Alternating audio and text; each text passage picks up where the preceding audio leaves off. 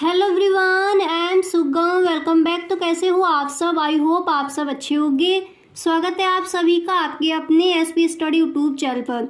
तो गाइस, आज हम आपको बताने वाले हैं कि हिंदी के पेपर में आप किस तरह से अच्छे नंबर ला पाओगे। यानी अभी तक आपने कुछ भी नहीं पढ़ा है, तब भी आप हिंदी के पेपर में अच्छे नंबर लाना चाहते हो, अच्छे नंबर से पास होना चाहते हो, तो फिर आपको क्या करना है। देखिए, हिंदी के पेपर में कुछ ना आए तो क्या करें। जैसे हिंदी का पेपर मिला आपको उसमें कुछ समझ ही नहीं आ रहा, इसमें क्या लिखा जाएगा, कोई भी आंसर आपको नहीं समझ आ रहा, तो उसको आप किस तरह से रिप्रेजेंट करके आओ कि आपको टीचर खुश होकर अच्छे नंबर देकर जाए।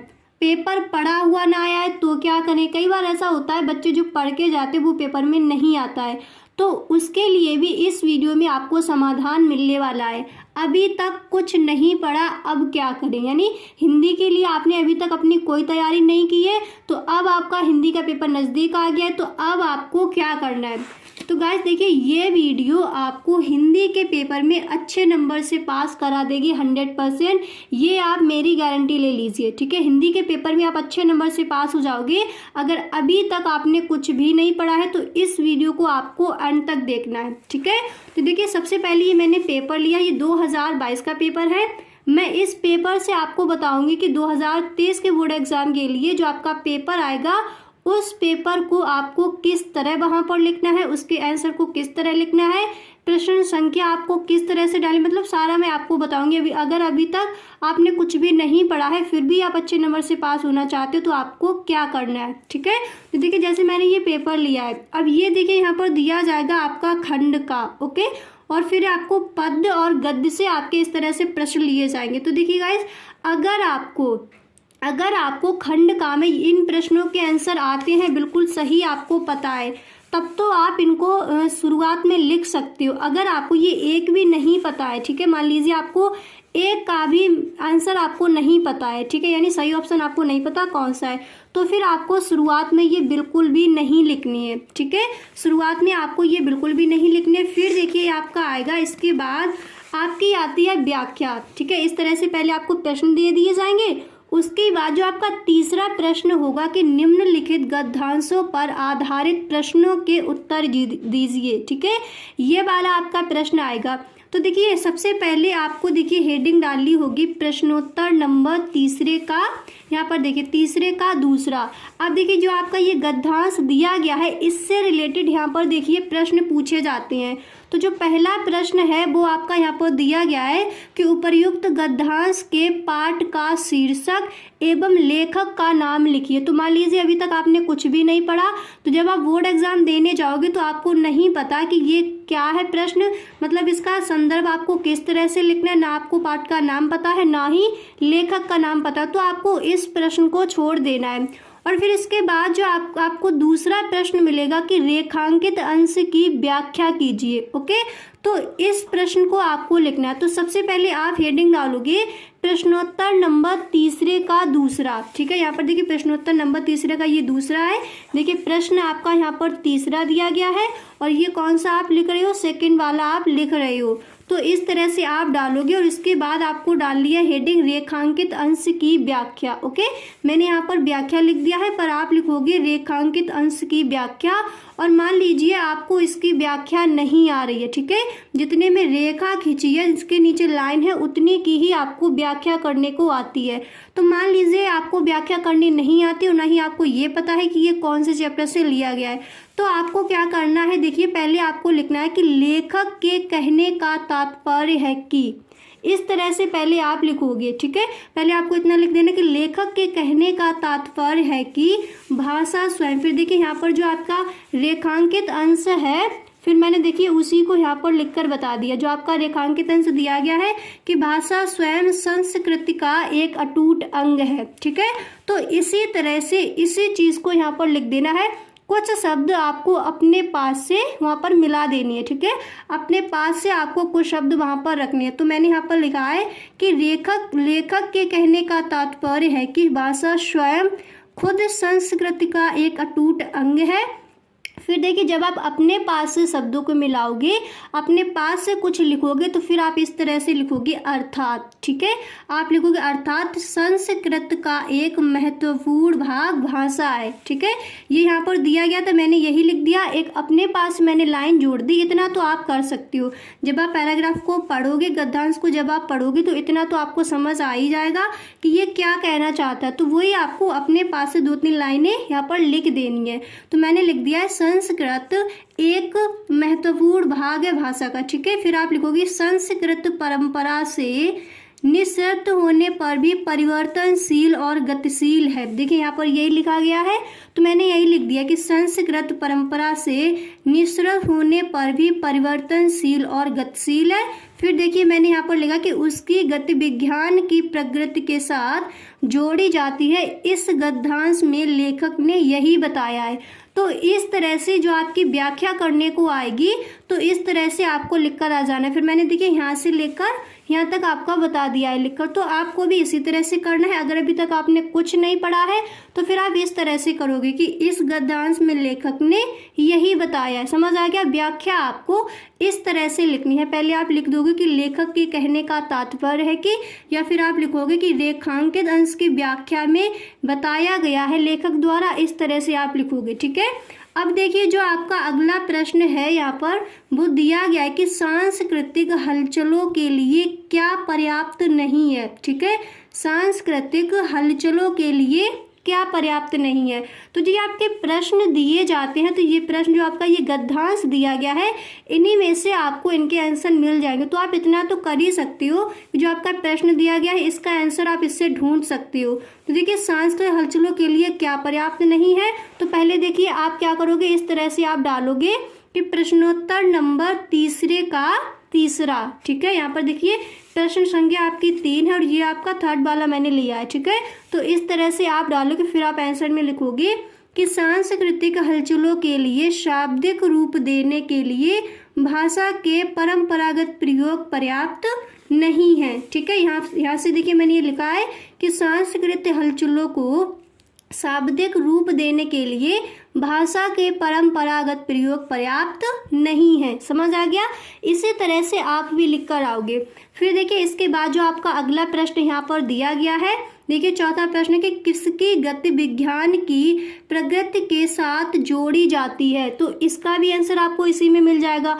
तो इतना तो आप ढूंढ सकते हो। फिर आप ये पढ़ोगे, फिर आप ये पढ़ोगे, इससे रिलेटेड आपको शब्द इसमें मिलेंगे, तो वही लाइन आपको उठाकर लिख देनी है, किसकी गति विज्ञान की प्रगति से जोड़ी। इसके बाद जो आपका अगला प्रश्न है कि किसकी गति विज्ञान की प्रगति के साथ जोड़ी जाती है। प्रश्न आपका ये दिया गया है, चौथा प्रश्न। ठीक है, तो इस प्रश्न का भी आंसर आपको जो आपका गद्यांश दिया गया है इसी में मिल जाएगा। यानी जो आपके प्रश्न दिए जाते हैं इससे रिलेटेड शब्द आपको इसमें मिलेंगे, तो वही लाइन उठाकर आपको रख देनी है। देखिए आप बिना पढ़े अगर आप पास होना चाहते हो तो फिर आपको लेख पर विशेष ध्यान देना होगा। ओके, लेख आपको एकदम सुंदर आपका राइटिंग होना चाहिए, बहुत सुंदर लेख आप लिख कर आओगे वहाँ पर। ठीक है, तो देखिए यहाँ पर जो आपका प्रश्न है चौथा कि किसकी गति विज्ञान की प्रगति के साथ जोड़ी जाती है, तो फिर आप इस तरह से डालोगे प्रश्नोत्तर नंबर तीसरे का चौथा। तो प्रश्न संख्या आपकी तीसरी है और उसका हम आपको जो चौथा प्रश्न है वो हम आपको बता रहे थे, तो इसलिए मैंने यहाँ पर ये इस तरह से डाला है। तो देखिए यहाँ पर प्रश्न आपका दिया गया था कि किसकी गति विज्ञान की प्रगति के साथ जोड़ी जाती है, तो आप आंसर में लिखोगे कि संस्कृत की गति विज्ञान की प्रगति के साथ जोड़ी जाती है। समझ आ गया? इस तरह से आपको देखना है, इस तरह से आपको करना है। फिर देखिए जो आपका अगला प्रश्न है वो यहाँ पर दिया गया है कि भाषा किसका अभिन्न अंग है और क्यों। भाषा किसका अभिन्न अंग है और क्यों। तो देखो इसका आंसर भी जब आप इस पैराग्राफ को पढ़ोगे, इस गद्यांश को जब आप पढ़ोगे तो इसी में आपको इसका भी आंसर मिल जाएगा। तो इसका आंसर आप इस तरह से करोगे। देखिए इसका आंसर आपको इस तरह से लिखना है। पहले आपको क्या करना है, जो आपकी प्रश्नोत्तर जो संख्या है वो आपको डालनी है। तो ये प्रश्न आपका कौन सा है, तीसरा, और उसका मैं पांचवा आपको बता रही हूँ। तो आप इस तरह से डालोगे प्रश्नोत्तर नंबर तीसरे का पांचवा, इस तरह से आपको डालना है। और फिर जो आपका आंसर है वो इस तरह से लिख दोगे कि भाषा एवं संस्कृत का अटूट अंग है। देखिए यहाँ से मैंने ये लिया है। ठीक है, अटूट अंग है, क्योंकि संस्कृत परंपरा से, देखिए यहाँ से, क्योंकि संस्कृत परंपरा से निश्चित होने पर भी परिवर्तनशील और गतिशील है, उसकी गति विज्ञान की प्रकृति के साथ जोड़ी जाती है। तो मतलब ये आप इतना कर लोगे, आप बिल्कुल भी नहीं पढ़े हो तब भी इतना आप कर सकते हो, ठीक है। तो ये आपको बहुत अच्छे से लिखना है। सबसे पहले आपको इसी प्रश्न को करना है। मान लीजिए पूरे पेपर में आपको कोई चीज़ समझ आ रही है, बिल्कुल अच्छे से पता है इसका आंसर यही है, तो फिर सबसे पहले आप उसको लिखोगे। अगर आपको एक भी प्रश्न नहीं पता है, किसी का भी आंसर आपको नहीं आ रहा है, तो फिर आप इस तरह से सबसे पहले व्याख्या को ही लिखोगे। समझ आ गया। अब देखिए जो आपका अगला प्रश्न है यहाँ पर दिया जाएगा। अब देखिए जो आपका अगला प्रश्न है वो पद्यांश से लिया जाएगा, ठीक है। गद्य से आपको 2 व्याख्या करने के लिए आएंगे, तो मैंने एक बता दी जो आपको सही लगे। अगर मान लीजिए उस व्याख्या की, उस गद्यांश के आपको प्रश्नोत्तर नहीं मिल रहे हैं, आप समझ नहीं पा रहे हो कि कौन सा आंसर लिखा जाएगा, आप गद्यांश पढ़ते हो उसमें भी आपको समझ नहीं आ रहा, तो अथवा में आपको दूसरी भी दी जाती है। अगर इसमें आपको समझ आ रहा है तो फिर इसका आप कर दीजिए। और फिर इसके बाद जो आपका चौथे नंबर पर प्रश्न आएगा कि निम्नलिखित पद्यांशों पर आधारित प्रश्नों के उत्तर दीजिए। तो जिस तरह मैंने गद्य में आपको बताया है उसी तरह सेम आपको पद्य में भी यही करना है। अगर आपको पाठ का नाम और शीर्षक का नाम, शीर्षक पाठ ही होता है, पाठ का नाम नहीं पता है, तो फिर आप कवि का नाम जैसे आपको नहीं पता है तो फिर आप इस प्रश्न को छोड़ दोगे, रेखांकित इसकी व्याख्या करोगे, जो आपको प्रश्न दिए गए हैं उनके आंसर आपको लिखने हैं। ओके, इसमें भी 2 दी जाती हैं, तो जिसका आप सही से आंसर ढूंढ पाओ तो उसी को आपको करना है।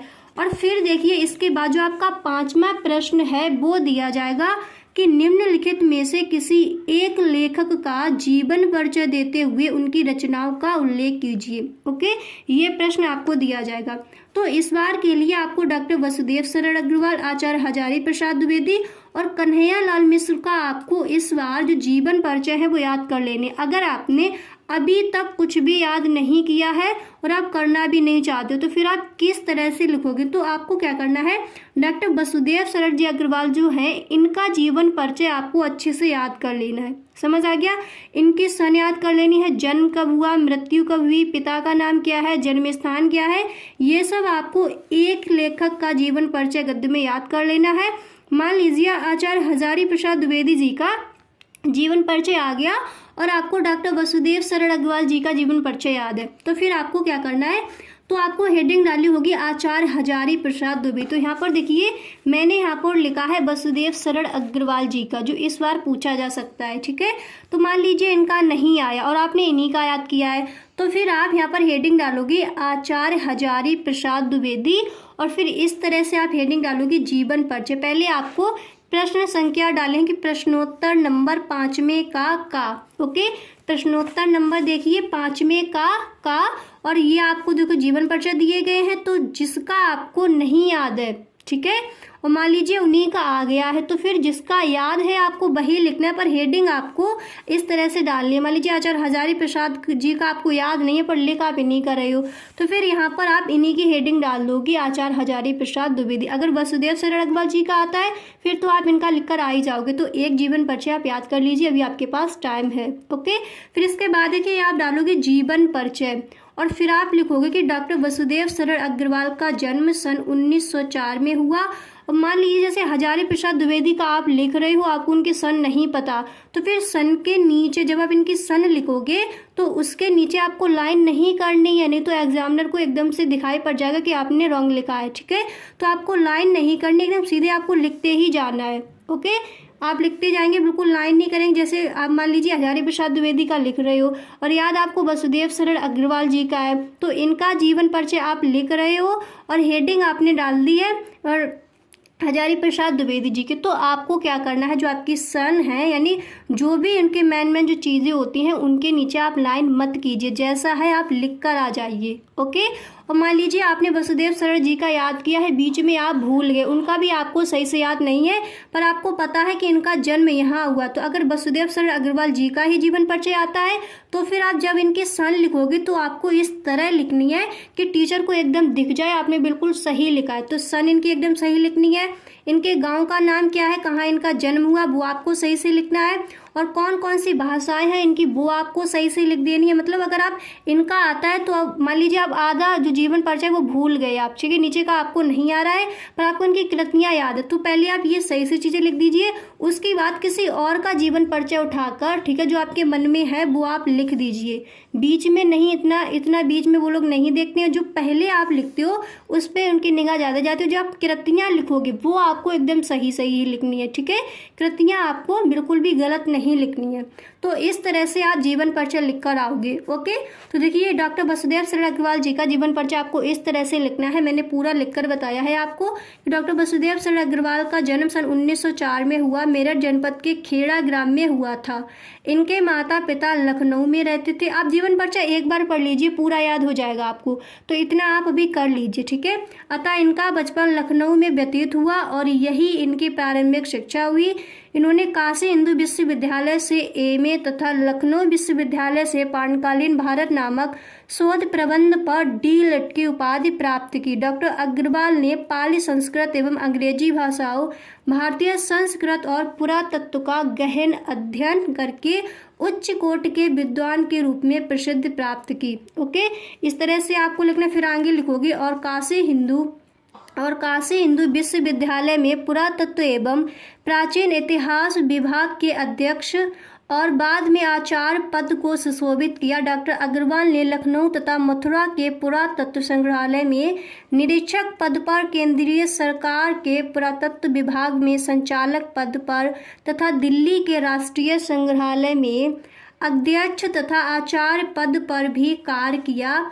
भारतीय संस्कृत और पुरातत्व का यह महान पंडित एवं साहित्यकार सन 1967 ईस्वी में परलोक सिधार गया। तो देखिए अगर आपको सन सही से पता तो आप इस तरह से लिखोगे, अगर आपको नहीं पता है तो फिर आप ब्लू पेन से ही लिख दोगे, ठीक है। तो टीचर की निगाह आपकी ज़्यादा उस पर ना, जो आपकी कॉपी चेक कर रहा है एग्जामिनर, उसकी निगाह आपकी जो आपने सन लिखी है उस पर ना जाए। अगर आपको सही से ही पता है तो फिर आप इस तरह से लिखोगे, ओके। आप लिखोगे कि 1967 में परलोक सिधार गया, फिर इसके बाद आप हेडिंग डालोगे कृतियाँ, ओके। और कृतियाँ आपको एकदम सही ढंग से लिखनी है, कृतियाँ। फिर आप लिखोगे 2 लाइन के, डॉक्टर वसुदेव शरण अग्रवाल ने निबंध शोध एवं संपादन के क्षेत्र में महत्वपूर्ण कार्य किया। उसके बाद आप हेडिंग डालोगे निबंध संग्रह, ठीक है। फिर आप लिखोगे पृथ्वीपुत्र, कल्पलता, कला और संस्कृति, कल्प वृक्ष, भारत की एकता, वाग्धारा आदि इनके प्रमुख निबंध संग्रह हैं, ओके। इसके बाद आपको हेडिंग डाली है शोध प्रबंध, इसमें आप लिखोगे पाणकालीन भारतवर्ष आलोचना ग्रंथ में लिखोगे पद्मावत की संजीवनी व्याख्या, ठीक है। इसके बाद आपको नेक्स्ट हेडिंग डाली है संपादन, फिर इसमें लिखोगे पाली, प्राकृत और संस्कृत के एकाधिक ग्रंथों का, ओके। और इसके बाद आप लिखोगे साहित्य में स्थान, ओके। फिर साहित्य में स्थान में आपको लिखना है कि भारतीय संस्कृति और पुरातत्व के विद्वान डॉक्टर वसुदेव शरण अग्रवाल का निबंध साहित्य अत्यधिक समृद्ध है। पुरातत्व और अनुसंधान के क्षेत्र में उनकी क्षमता कोई नहीं कर सकता। देखिए साहित्य में स्थान जो होता है वो आप किसी का भी याद कर लीजिए और फिर आप किसी का भी वहाँ पर लिख दीजिए, ठीक है। पर नाम आपको जैसे वसुदेव शरण अग्रवाल दिया है, अगर आप आचार्य हजारी प्रसाद द्विवेदी का लिख रहे तो यहाँ पर आप डालोगे आचार्य हजारी प्रसाद द्विवेदी, ओके। समृद्ध है, पुरातत्व और अनुसंधान के क्षेत्र में उनकी क्षमता कोई नहीं कर सकता। विचार प्रधान निबंधों के क्षेत्र में तो इनका योगदान सर्वथा अविस्मरणीय है। निश्चय ही हिंदी साहित्य में इनका मूर्धन्य स्थान है। इस तरह से आपको लिखना है। अब देखिए आप पेपर देखिए, इसके बाद जो आपका नेक्स्ट प्रश्न है, देखिए इसके बाद जो आपका नेक्स्ट प्रश्न है वो दिया, देखिए ये वाला मैंने आपको बता दिया इस तरह से करना। अब देखिए नेक्स्ट प्रश्न दिया जाएगा कि निम्नलिखित में से किसी एक कवि का जीवन परिचय देते हुए साहित्यिक विशेषताएं लिखिए। तो ये देखिए पद में दिया जाएगा, ये अभी मैंने आपको बताया गद्य में इनके आ सकते हैं। तो पद में आपको देखिए भारतेंदु हरिश्चंद्र जी का भी याद कर लेना है और आपको याद कर लेना है महादेवी वर्मा जी का, ठीक है, उनका भी याद कर लेना है। तो जिस तरह से मैंने बताया आपको गद्य में, उसी तरह से आपको पद में भी लिखना है। और फिर देखिए अगर आपको ये समझ नहीं आ रही, मान लीजिए आपको जीवन परिचय एक भी समझ नहीं आ रहा है, तो फिर आप क्या करोगे, पहले आपको देखिए इस प्रश्न को उठाना है, ठीक है। पहले आप व्याख्या कर दोगे, फिर उसके बाद आपको देखिए पंचलाट अथवा बहादुर कहानी की कथा अपने शब्दों में लिखिए। तो आपको एक काम करना है, जो कहानी है आपको वो याद कर लेनी है, वो आप कर भी सकते हो। कहानी 2-3 बार आप पढ़िए, अच्छे से याद हो जाएंगी। तो इतना तो आप कर ही सकते हो, कहानी आपको याद कर लेनी है। आप व्याख्या कीजिए, उसके बाद डायरेक्ट आपको कहानी लिखनी है। प्रश्नोत्तर संख्या डालोगे 6 और उसके बाद जिसकी भी आपको कहानी पता है वो आप हेडिंग डालोगे और फिर आप एक कहानी लिख दोगे। फिर उसके बाद आप जो जीवन परिचय है वो आपने याद नहीं किए हैं, किसी और का लिखना चाहते हो किसी और की हेडिंग डालकर, तो वो आप बाद में कीजिए। समझ आ गया? तो देखिए पंचलाट अथवा बहादुर कहानी की कथा अपने शब्दों में लिखिए। तो यहाँ पर मैंने कहानी लिखकर बताई है, ठीक है। जो बहादुर कहानी है वो मैंने यहाँ पर लिखकर बताई है। मैंने बिल्कुल संक्षेप में लिखी है जो आपको याद हो जाए। मान लीजिए आपको कहानी एकदम छोटे सी याद है, मतलब आप याद है आपको, लिखने में वो छोटी हो जाती है, आप उतने शब्द नहीं लिख पाते, तो बीच में कुछ और लिख सकती हो आप, ठीक है। बीच में कुछ और लिख दीजिए, शुरुआत में बिल्कुल सही आपको लिखना है, एंड में भी आप सही से लिखिए, ठीक है। तो देखिए बहादुर कहानी मैंने यहाँ पर लिखी है, आपको इस तरह से प्रश्नोत्तर नंबर डाला है, प्रश्नोत्तर नंबर 6, ओके।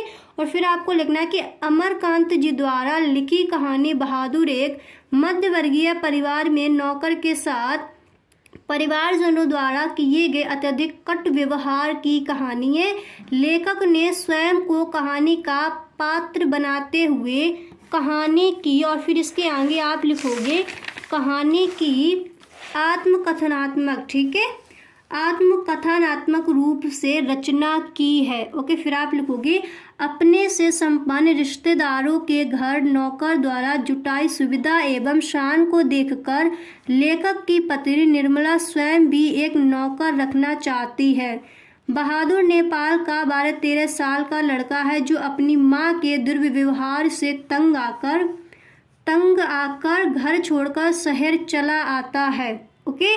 फिर इसके बाद आप लिखोगे और निर्मला के परिवार में नौकर रख लिया जाता है। निर्मला और उसका परिवार बहादुर के प्रति पहले तो अच्छा व्यवहार करते हैं, परंतु धीरे धीरे कठोरता बरतने लगते हैं, ठीक है। वह घर पर सारा कार्य करता है, इसके बावजूद उसके साथ गाली गलौज से मारपीट तक की नौबत आ जाती। झूठी चारों का इल्जाम लगाकर उसे अपमानित किया जाता है और पीटा जाता है। अंततः बहादुर घर छोड़कर चला जाता है। मतलब बहादुर जिस घर में काम करता था उस घर में उनके जो मेहमान हैं वो आते हैं और उनकी कोई चीज़ होती है वो चुर जाती है, चीज़ कोई ले लेता है, तो नाम किसका हो जाता है? बहादुर का। बहादुर इनकार करता है कि उसने चोरी नहीं की है, फिर भी उसके जो घर वाले हैं जहाँ वो काम कर रहा है वो सारे लोग कहते हैं कि नहीं, चोरी बहादुर ने ही की है। तो ये सब देखकर बहादुर एक दिन अपना जो घर में जो काम कर रहा था उस घर को छोड़कर चला जाता है और जो उसके कपड़े जो भी उसका सामान होता है वो सब छोड़कर चला जाता है। तो जब बहादुर चला जाता है तो उसके बाद उसके घर वाले थे, मतलब जिसके घर पर वो काम करता था, फिर उन्हें पता चलता कि बहादुर जो था वो चोर नहीं था, मतलब वो अपना सारा सामान छोड़कर अगर चला गया है तो फिर उसने चोरी नहीं की होगी, फिर बाद में उन्हें पछतावा होता है। इस तरह से ये कहानी आप याद कर लीजिए। चला जाता है, अब परिवार के सभी सदस्य उसे ढूंढते हैं, ठीक है, क्योंकि उसके कारण सब आराम के आदी हो चुके हैं, ओके। फिर इसके आगे आप लिखोगे बहादुर की उपयोगिता देखकर सभी अब अपना घरेलू कार्य करने घबराते हैं। बहादुर के घर छोड़ जाने पर वे सभी पश्चाताप करते हैं, फिर उन लोगों को सबको पश्चाताप होता है, ठीक है। फिर इसके बाद देखिए जो आपका अगला प्रश्न है, आपको एक कहानी याद कर लेनी है, अथवा में ये पूछा जाएगा तो आप एक कहानी याद कर लीजिए, वही आपको लिखकर आ जानी है। इसके बाद जो आपका नेक्स्ट प्रश्न आएगा कि स्वपठित खंडकाव्य के आधार पर किसी एक प्रश्न का उत्तर दीजिए, ठीक है। तो ये सब आपको नहीं करने, जो आपका आलोक व्रत दिया जाएगा इस वाले प्रश्न का आंसर आपको करना है। देखिए आलोक व्रत खंड काव्य के आधार पर गांधी जी का चरित्र चित्रण कीजिए। तो देखिए आपको क्या क्या याद कर लेना, पहले तो आप व्याख्या कर दीजिए, बिल्कुल भी नहीं पढ़ी आई तब भी आप कर सकती हो। उसके बाद आपको कहानी करनी है, समझ आ गया? देखो व्याख्या करोगे, उसके बाद कहानी करनी है, उसके बाद आपको जीवन परिचय लिखनी है, जिस तरह से मैंने बताया। किसी एक लेखक का आप याद कर लीजिए, किसी और का भी आया तब भी आप उसको रखकर आ सकते हो, ओके। पर लेख आपको एकदम सुंदर लिखना होगा, ओके। इसके बाद जो आपका अगला प्रश्न आएगा कि आलोक व्रत खंड काव्य के आधार पर गांधी जी का चरित्र चित्रण कीजिए। तो ये भी आपको सही ढंग से याद कर लेना। मैंने यहाँ पर लिखा है, एकदम शॉर्ट में लिखा है, आप इसको याद कर सकते हो, इसको अपनी कॉपी में लिख सकते हो। तो इसको भी आपको तैयार कर लेना है। समझ आ गया? इतनी चीज़ें आप तैयार कर लोगे तो 100% आप पास हो जाओगे। आगे भी हम आपको बताएंगे फिर आपको क्या क्या करना है। अगर आपको नहीं भी आ रहा है तो फिर आप किस तरह से उसमें पास हो सकते हो। तो पहले देख लीजिए, आलोक वृत्त खंड काव्य के आधार पर गांधी जी का चरित्र चित्रण। तो ये प्रश्न आपका कौन सा है? प्रश्न देख लीजिए, 7वां दिया गया है और 7वें का आप कौन सा करोगे? ग नंबर। ठीक है, तो इसी तरह से पहले आप प्रश्नोत्तर नंबर डालोगे। समझ आ गया? तो पहले देखिए आप इस तरह से डालोगे प्रश्नोत्तर नंबर 7वें का ग। ठीक है, फिर आप लिखोगे कि आलोक वृत्त खंड काव्य के आधार पर गांधी जी का चरित्र चित्रण। ओके, इस तरह से आपको हेडिंग डालनी है। फिर आप देखिए फर्स्ट हेडिंग है जो आप डालोगे, यानी जो गांधी जी का चरित्र चित्रण है वही आपको लिखना है। ये हेडिंग आप याद कर लीजिए, इनके अंदर आप भर दीजिए, इनके अंदर जो आपके मन में है वही आप लिख कर आ जाइए। तो सामान्य मानवीय दुर्लभता, ये आपको हेडिंग याद कर लेनी है। इसके अंदर आपको लिखना है गांधी जी का आरंभिक जीवन एक साधारण मनुष्य की भांति मानवीय दुर्लभताओं वाला रहा है।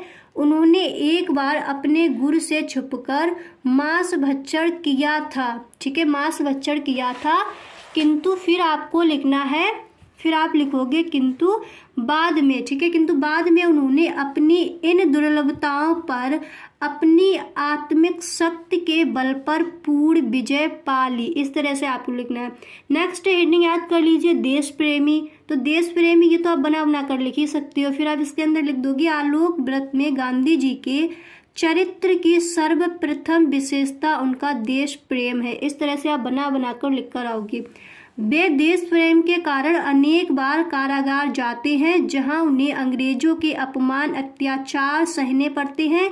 अपना सर्वस्व देश के लिए न्यौछावर कर दिया, भारत के लिए कहना था। ठीक है, फिर आपको ये याद कर लेना है कि तू चिर प्रशांत तू चिर अजय सुन मुनि वंदित स्थित अप्रमेय हे सगुण ब्रह्म वेदाद गेद हे चिर अनादि हे चिर अशेष मेरे भारत मेरे स्वदेश। इस तरह से आपको ये याद कर ले। फिर आपको देखिए यहाँ पर नेक्स्ट हेडिंग डालनी होगी। फिर देखिए आपको नेक्स्ट हेडिंग डाली है सत्य और अहिंसा के प्रबल समर्थक। ठीक है, इस तरह से आप डालोगे। एक हेडिंग आप डाल दोगे मानवतावादी। ठीक है, इस तरह से आपको हेडिंग याद कर लेनी है। उनके अंदर फिर आप उसके रिलेटेड उसी से रिलेटेड आप लिख सकते हो। ओके, सत्य और अहिंसा के प्रबल समर्थक। फिर इसके अंदर आप लिखोगे गांधी जी देश की स्वतंत्रता केवल सत्य और अहिंसा के द्वारा ही प्राप्त करना चाहते हैं। असत्य और हिंसा मार्ग उन्हें अच्छा नहीं लगता, वे कहते हैं। फिर आपको ये याद कर लेना, ये आप 2-3 बार पढ़िए, आपको याद हो जाएंगी कि पशुवल के सम्मुख आत्मा की शक्ति जगानी होगी, मुझे अहिंसा से हिंसा की आग बुझानी होगी। ठीक है, फिर नेक्स्ट हेडिंग आप डालोगे स्वतंत्रता प्रेमी और इसमें आप लिखोगे गांधी जी के जीवन का मूल्य उद्देश्य भारत को स्वतंत्र करवाना है। वे भारत माता की स्वतंत्रता के लिए कुछ भी करने को तैयार है। वे देशवासियों को परतंत्रता की बेड़ियां काटने के लिए प्रेरित करते हुए कहते हैं। फिर देखिए उसके बाद आपको ये 2 लाइनें याद कर लेनी है कि जाग तेरी अतीत स्मृतियां धिक्कार रही हैं, जाग जाग तुझे भावी पीढ़ियां पुकार रही हैं। आपको याद भी हो जाएगी, 2-3 बार आप पढ़ लीजिए, याद हो जाएगा। अब देखिए ये वाला जो आपका प्रश्न था वो आपने हल कर लिया। ये अथवा में दिए जाते हैं, एक ही आपको करना होता है। समझ आ गया? अब देखिए अब आपका आएगा खंड खा और खंड खा में आपको ये दिए जाएंगे संस्कृत में, आपको इसका हिंदी अनुवाद करना है और आपको संदर्भ भी लिखना होता है। तो अगर आपको पता है कि ये कौन से पाठ से ली गई है तो फिर आप लिख दीजिए। अगर आपको नहीं पता है तो बिल्कुल भी अभी आपको इसको नहीं छूना है। ठीक है, पहले आपको ये करना है। ठीक है, अब देखिए आपके ये पद्य भी दी जाएगी, श्लोक दिया जाएगा, इसकी आपको हिंदी लिखनी है। तो ये भी आपको नहीं पता तो इसको भी पहले छोड़ दीजिए। फिर इसके बाद देखिए ये संस्कृत में आपको प्रश्नों के उत्तर देने, अगर आपको ये भी नहीं पता है तो फिर आप इसको भी छोड़ दीजिए अभी। और ये आपको देखिए शांत रस रौद्र रस की परिभाषा ये सब आपको अच्छे से नहीं याद है तो फिर इनको भी छोड़ दीजिए। अब आपको क्या करना है, आप जब आलोक वृत्त खंड काव्य के आधार पर आपने गांधी जी का चरित्र चित्रण लिख दिया, उसके बाद आपको क्या करना है, निम्नलिखित में से किसी एक विषय पर निबंध लिखिए। तो देखिए गाइस, आपको निबंध याद कर लेना है, और जनसंख्या वाला जो आपका निबंध आएगा तो वो तो आप कर ही दोगे। तो देखिए, विज्ञान वरदान या अभिशाप, विज्ञान पर किसी भी तरह का आपका निबंध आए, ये आपको अच्छे से याद कर लेना। ये कई बार पूछा गया, इस बार भी ये आ सकता है, तो इसको आपको लिखना है। यानी जो आपकी ज़्यादा नंबर वाली जो चीज़ें हैं उनको आपको पहले लिखना है। फिर ऐसा नहीं है कि आपको जितना मैंने बता दिया वही लिख कर आओ और सारा पेपर छोड़ना आपको कुछ भी नहीं है, नहीं तो आप हिंदी में हो जाओगे फेल। ठीक है, तो छोड़कर आप कुछ भी नहीं आओगे। तो फिर देखिए आप क्या करोगे, आलोक वृत्त लिखने के बाद जो आपका ये निबंध दिया जाएगा, देखिए प्रश्नोत्तर संख्या इस तरह से डालोगे, प्रश्नोत्तर नंबर 11। ओके, प्रश्न संख्या आपकी 11 है। फिर आप हेडिंग डालोगे विज्ञान वरदान या अभिशाप, और फिर देखिए पहले आप लिखोगे इसकी प्रस्तावना। ये आपको याद कर लेने, हेडिंग आप याद कर लीजिए, उसके अंदर अपने मन से आप लिख दीजिए। ठीक है, मतलब जैसे आप हेडिंग डालोगे उसी से रिलेटेड आपको लिखना है। मान लीजिए आप हेडिंग डाले हो अभिशाप के रूप में, विज्ञान मतलब अभिशाप के रूप में, और लिख रहे हो आप उसकी सही चीज़ है कि वरदान के रूप में किस तरह, तो ऐसे आपका गलत हो जाएगा। जैसे आप अभिशाप के रूप में लिख रहे हो तो उसी से रिलेटेड आपको जो बातें हैं वो लिखनी है, और अगर विज्ञान वरदान के रूप में लिख रहे हो तो वरदान के रूप में क्या क्या विज्ञान ने दिया है तो वो आपको लिखना है। यातायात के क्षेत्र में क्या क्या किया है विज्ञान ने वो आपको भी पता है, वो आपको लिख देना है। संचार के क्षेत्र में, कृषि के क्षेत्र में, उन्नतशील बीज, ये सब किसकी देन है, विज्ञान की ही देन है। तो देखिए पहले आप हेडिंग डालोगे प्रस्तावना, और फिर इसके अंदर आप लिखोगे आज का युग वैज्ञानिक चमत्कारों का युग है। मानव जीवन के प्रत्येक क्षेत्र में आज विज्ञान ने आश्चर्यजनक क्रांति ला दी है। मानव समाज की सारी गतिविधियां आज विज्ञान से प्रचलित हैं। दुर्विजय प्रकृति पर विजय प्राप्त कर आज विज्ञान मानव का भाग्य विधाता बन बैठा है। इस तरह से आपको लिखना है, तो ये चीज़ें आप लिख सकते हो। ओके, अज्ञात रहस्यों की खोज में उसने आकाश की ऊंचाइयों से लेकर पाताल की गहराई तक नाप ली है। इस तरह से आपको लिखना है। फिर देखिए इसके बाद आपको मैंने यहाँ पर हेडिंगें लिख दी हैं, ये आपको याद कर ली। नेक्स्ट हेडिंग आप डालोगे विज्ञान वरदान के रूप में, तो विज्ञान ने हमें क्या क्या दिया है, किस तरह वरदान के रूप में ये सिद्ध हुआ है वो आपको लिखना है। 6 लाइनें 5 लाइनें आप लिख दीजिए हर हेडिंग के अंदर, तो बहुत बड़ा सा हो जाएगा, तो फिर आपको फुल मार्क्स इसमें मिलेंगे। यातायात के क्षेत्र में क्या क्या, अब देखिए पहले क्या था, साइकिल ही चलती थी, अब देखिए क्या हो गया, तो ये सारी चीज़ें विज्ञान की ही देन है। संचार के क्षेत्र में, कृषि के क्षेत्र में, इस तरह से हेडिंग आप याद कर लीजिए। अभिशाप के रूप में, ठीक है, ये भी आपको लिखना है। फिर एंड में आपको हेडिंग डाली है उपसंहार, इसमें आपको लिख देनी है 2 से 4 या फिर 5 लाइनें आप लिख दीजिए। तो इस तरह से आपको इसको करना है। अब देखिए जो आपने ये छोड़ दी थी चीज़ें, मतलब ये आपने जो छोड़ दी थी ये आपने पहले नहीं किया था। ओके, तो जो आप शुरुआत में छोड़कर आए थे, तो निम्नलिखित में से किसी एक हिंदी का प्रथम यात्रा व्रत है, मतलब आपको नहीं पता इसमें से कौन सा ऑप्शन सही है, तो वो फिर आप अपने अंदाज से, अपने तुक्के से आप इनको लगा सकते हो। मतलब लगाना नहीं होता है, प्रश्न संख्या आपको डालनी है और जो आंसर सही है वो आपको लिखना है। तो अगर आप फिर दोबारा से पढ़ के दीजिए, शायद आपको याद आ जाए। अगर नहीं भी आते फिर आपको ये तुक्के से सारे करके आने, छोड़कर आपको कुछ भी नहीं आना। कॉपी आपकी पूरी भरी होनी चाहिए, ठीक है। फिर आपने यहाँ पर देखिए क्या छोड़ा था, व्याख्या तो मैंने आपको बता दी थी, उस तरह से आपको करनी है। हाँ देखिए पद की भी आप कर लोगे। यहाँ पर आपने क्या छोड़ा था, देखिए ये आपने छोड़ा था संस्कृत में आपने व्याख्या छोड़ दी थी। तो मान लीजिए आपको नहीं पता ये कौन से पाठ से ली गई है, तो संदर्भ एक किसी भी पाठ का आप रट लीजिए और फिर उसी का संदर्भ आप लिख कर आ जाइए। प्रस्तुत गद्यांश हमारी पाठ्य पुस्तक हिंदी के, ये सब आप लिख कर आ जाइए। किसके द्वारा लिखी गई है, इसके लेखक कौन है, और जिस पाठ से ली गई है पाठ का नाम क्या है वो आप लिख दीजिए। और फिर देखिए ये आपको थोड़ी थोड़ी तो आपको समझ आ ही जाएगी जब आप उसको पढ़ोगे। तो पहले आप इसको पढ़िए, अगर आपको समझ आ रहा है इसका हिंदी का अर्थ क्या होगा, नहीं तो बना बना कर लिख दीजिए और बीच में आपको सेम यही वर्ड लिख देने हैं। इस तरह से आपको ये भी करना है, मतलब करके आपको पूरा आना, छोड़कर आप कुछ भी नहीं आओगे। फिर देखिए ये श्लोक इसी तरह से, इसके भी आपको हिंदी लिख देनी है। इसके बाद आपके आएंगे कि शांत रस अथवा रौद्र रस की परिभाषा लिखकर उसका उदाहरण दीजिए। तो मैंने जो वायरल मॉडल पेपर कराए हैं उसमें शांत रस की, रौद्र रस की, श्रृंगार रस की, करुण रस की सारी परिभाषाएं दी हैं। उस वीडियो का लिंक आपको डिस्क्रिप्शन बॉक्स में मिल जाएगा, तो वो भी आपको एकदम रट लेनी है। ये छोटी छोटी परिभाषाएं होती हैं, आप रट लीजिए। उदाहरण भी देख लीजिए। आप यह उदाहरण याद करोगे तो आपको अच्छा भी लगेगा, ठीक है। तो उदाहरण देख लीजिए, अनुप्रास अलंकार या संधेय अलंकार, अलंकार देख लीजिए आप। अगर आपको पढ़ना नहीं है, आप चाहते हो हम इसी तरह पास हो जाए, तो फिर आप किसी भी तरह से इनकी परिभाषा आप लिखकर आ सकते हो। चौपाई छंद अथवा रोला छंद की परिभाषा दीजिए उदाहरण सहित, ये आपको करना है। और फिर ये तो आपको मैंने बता ही दिया, इस तरह से आपको इसका आंसर वहाँ पर देकर आना है। अब देखिए इसके बाद आएंगे ये आपके, ठीक है, 12 का आपका का नंबर पे ये देखिए प्रश्न दिया जाएगा कि नयनम का संधि विच्छेद है। मतलब आपने बिल्कुल भी संधियाँ नहीं पढ़ी है, आपको कोई सी भी संधि याद नहीं, फिर अब ये सारे प्रश्न आप तुक्के से करके आ सकते हो। किसी में ये लगा दिया, किसी में ये लगा दिया, आपने अभी तक कुछ नहीं पढ़ा तो इस तरह से कीजिए।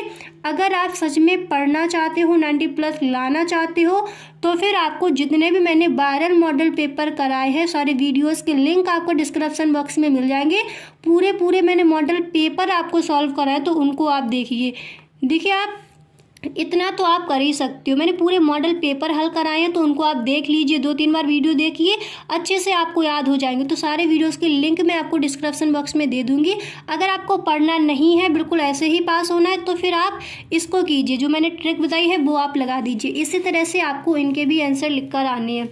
समझ आ गया? अब देखिए जो आपका नेक्स्ट प्रश्न है यहाँ पर आपके दिए जाएंगे कि निम्नलिखित में से किसी एक शब्द का संस्कृत में प्रत्यय लिखिए। तो फिर आप इसी तरह से ये लिख कर आ जाइए, जैसा ये लिखा है उसी तरह से आपको करना है। फिर इसके बाद देखिए जो आपका अगला प्रश्न है वो दिया जाएगा कि रेखांकित पदों में से किसी एक पद में प्रयुक्त विभक्ति तथा संबंधित नियम का उल्लेख कीजिए। ओके, तो देखिए ये आपका दिया है कि विद्यालयम परिता उद्यानमस्तु। तो ये कौन सी विभक्ति है? द्वितीय विभक्ति, आपको भी पता है। जो आपका सूत्र है वो आपने याद किया था कि अभिता परता सम्या निक्षा साप्रति होगी द्वितीय, तो वही आपको दिया गया है। अगर आपको पढ़ना नहीं है, ये आपको नहीं याद करनी है, तो फिर आप तुक्का मारकर कर सकते हो, कोई सी भी आप संधि यहाँ पर लिख सकते हो, पर लिखना पूरा है आपको, नहीं तो आप फेल हो जाओगे। मतलब पूरा आपको लिख कर आना है कि ये क्या है। मतलब अगर आप गलत भी लिखते हो, ये सब आपको पीछे करना है, ठीक है। आप गलत लिखते हो तब भी कुछ नहीं है, पर लिखकर आपको पूरा आना है। अगर देखिए जीवन परिचय आप सही कर दीजिए, और जो आपकी कहानी है उसको सही कर दीजिए, जो आलोक व्रत दिया गया उसको सही कर दीजिए, और जो मैंने आपको बताया निबंध वो आप सही से लिख दीजिए। ऐसे ही 2-3 चीज़ें बिल्कुल सही आपको शुरुआत में ही लिखते आना है, तो 100% आप अच्छे नंबर से पास हो जाओगे। तो इतनी चीज़ें रट लीजिए। जी आप नहीं करना चाहते हो, आप नहीं कर पा रहे, तो कोई बात नहीं, आप गलत भी लिख कर आ सकते हो, ठीक है। मतलब कुछ चीज़ आप इसमें लिख कर छोड़ के आपको कुछ भी नहीं आना है, ठीक है। मतलब आपको सही नहीं पता है तो फिर आप कोई सी भी विभक्ति यहाँ पर लिख दीजिए, कोई सा भी संबंधित आप नियम लिख दीजिए। समझ आ गया? इसके बाद जो आपका अगला प्रश्न है वो आएगा निम्नलिखित में से किन्हीं 2 वाक्यों का संस्कृत में अनुवाद कीजिए।